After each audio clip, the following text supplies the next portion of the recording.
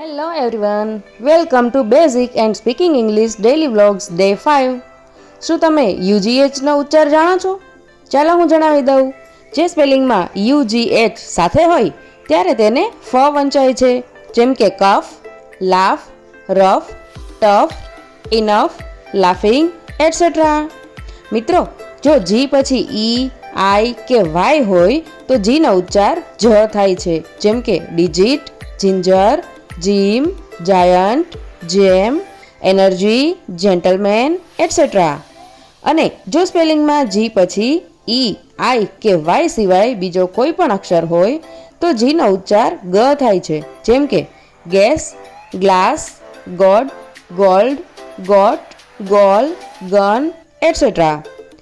કેટલાક અપવાદરૂપ શબ્દો પર નજર કરી લઈએ, જેમ કે age, egg, anger, girl, courage, suggest. અપવાદરૂપ એટલા માટે કે અમુક શબ્દોના કોઈ નિયમ નિશ્ચિત હોતા નથી, જેમ કે finger, forget, singer, begin, get, gift etcetera.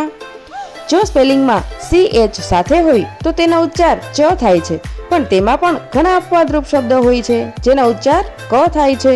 હવે CH ચનો ઉચ્ચાર જ્યારે CH એટલે ચ થાય છે એવા સ્પેલિંગ આપણે જોઈએ તો ચીન, ચીક, ચેસ, ચેસ્ટ, ચીટ, ચીલ, ચોઇસ, ચાર્ટ એટસેટ્રા.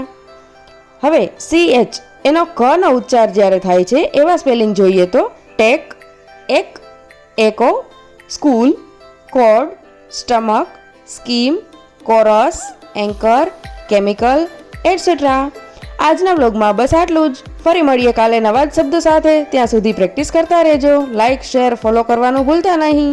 અને યુટ્યુબ ચેનલ પર જોઈ રહ્યા હોય તો સબસ્ક્રાઈબ કરી દેજો. Thank you.